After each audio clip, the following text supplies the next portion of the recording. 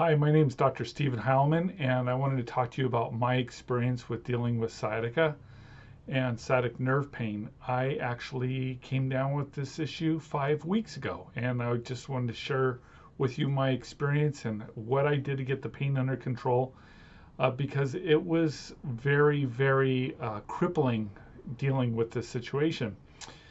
What triggered this episode, first of all, I have a history of back problems from stemming from a severe car crash I was in when I was 18 years old. I was in a head-on collision. It created a lot of problems with my lower back. It was not very adequately diagnosed at that time, and it led to me having a compressed L5 disc.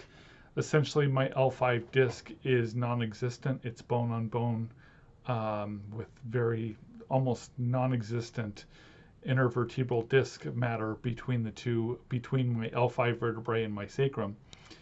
And so occasionally I get flare-ups with my lower back. Well, this episode happened from doing a lot of gardening. I was getting our garden ready for planting. I was removing the weeds.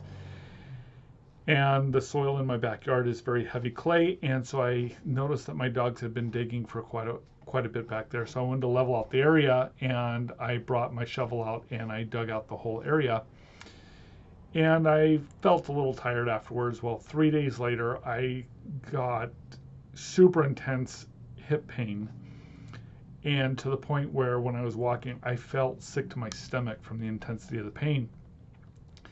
And within about 24, 48 hours from that point forward, I had the pain shooting down my thigh, all around my hip and below my knee into my calf region, and I knew I was in trouble.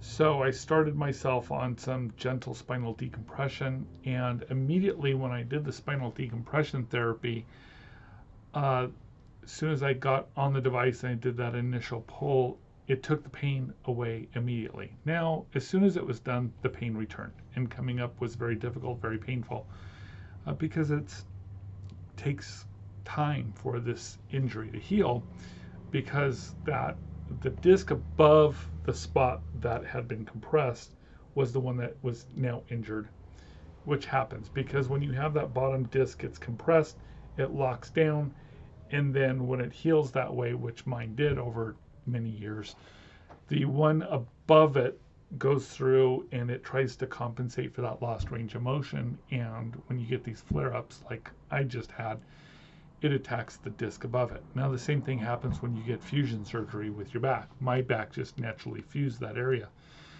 So I had some super intense back pain. I'm sorry, my back actually did not hurt at all. Moving my back hurt the hip area and shooting down the leg. And it was very confusing because the hip pain was so much involved. I thought the damage was done to the hip joint. I consulted with a couple colleagues. They evaluated it with me and they said, well, yeah, your hip is involved, but you're showing all the signs of a disc injury hitting that nerve root in your lumbar spine. And so I was doing some adjustments, and the adjustments were not comfortable, but they were essential at that point. But it was, my back and hip were so spasmed that it was almost impossible to get my lower back to adjust. So after the second chiropractor said, yeah, your disc is involved, it's hitting the nerve root, I came back to my office and I committed to doing spinal decompression daily. So I came into the office weekends, after treatment, before treatment, going through and had my staff put me into the spinal decompression, which sometimes just laying on the table was really painful, but the therapy felt good. And I went through, and after about 10 days of doing this regimen, I was ready to give up. I didn't know whether to just call an orthopedist about having an epidural injection put in there, getting an updated MRI. I had updated the x-rays in my office. It looked unchanged from 10 years ago, crushed L5 disc, really minimal arthritic findings, but my alignment looked good overall. The tissue looked overall healthy, but the X-ray does not show what the disc is doing, but we knew that the disc was involved. So every day for a week, did the spinal decompression. And then the second week, I did it 3 times a week. And so by that 10th day of doing the treatment, like I said, the pain was really bad. I was thinking the things that I really like to do, I might not be able to do anymore. It just was so painful to do so many of the things.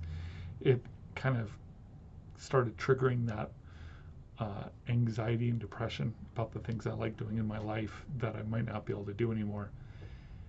And I felt like at that point, God listened to me and said, hey, he's humiliated enough in this point.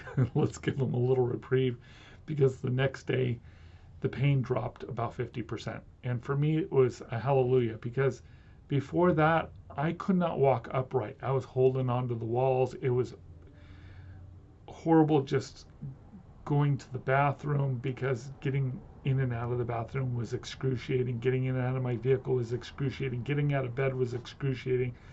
I was laying on the sofa with my leg propped up on several pillows, but the pain from the center of my lower back through the right side of my buttock into the hip, every time I stepped, it felt like a boxer just took a powerful jab right into the hip. Every single step, bang, bang, bang.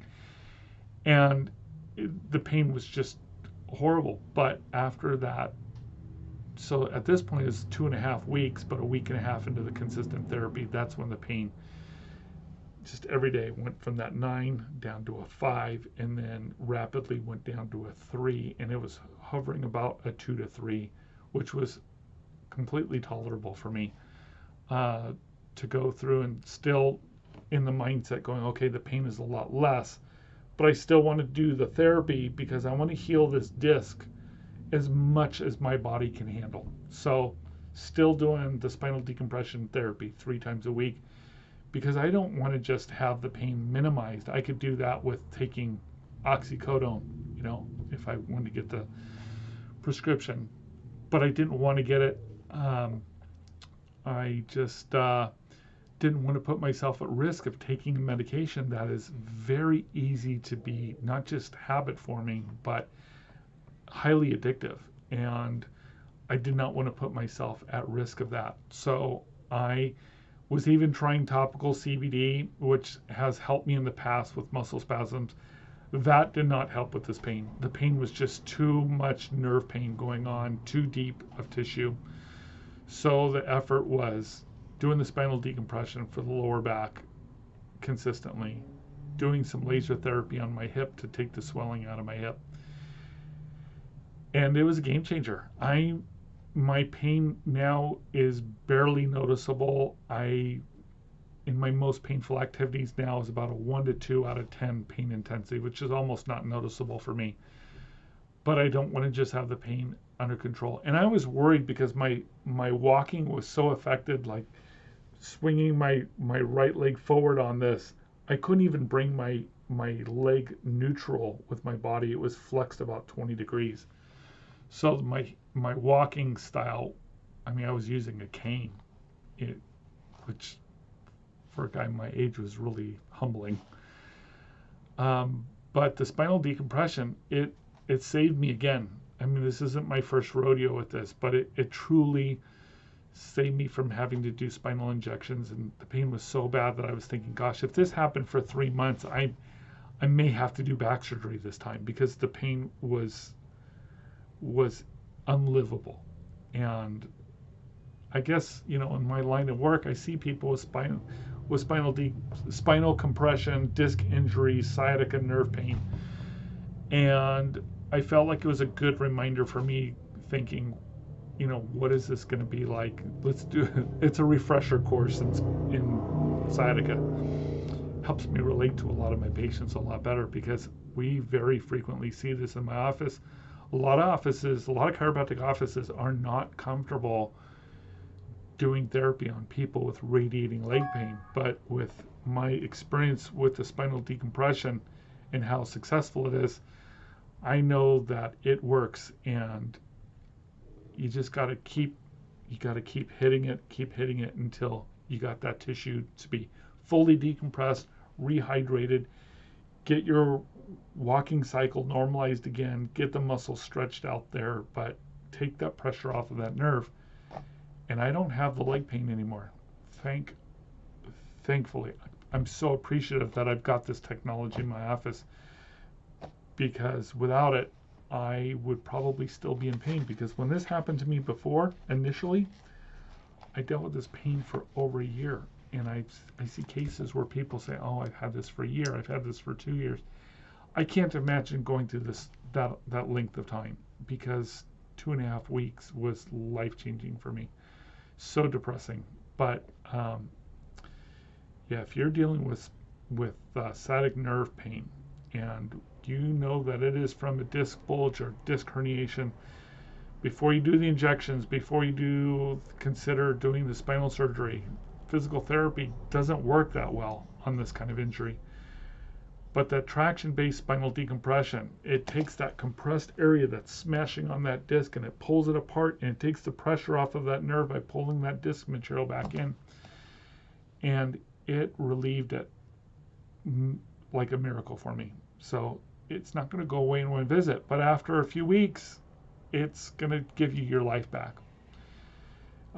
If you have any questions, you can call our office, or email the address on here, and get more information. You can see our information on heilmanchiropractic.net and get more information about it. But I thought sharing this video would be a good way for you to understand, what, from a doctor's experience having it himself, what therapy worked really well.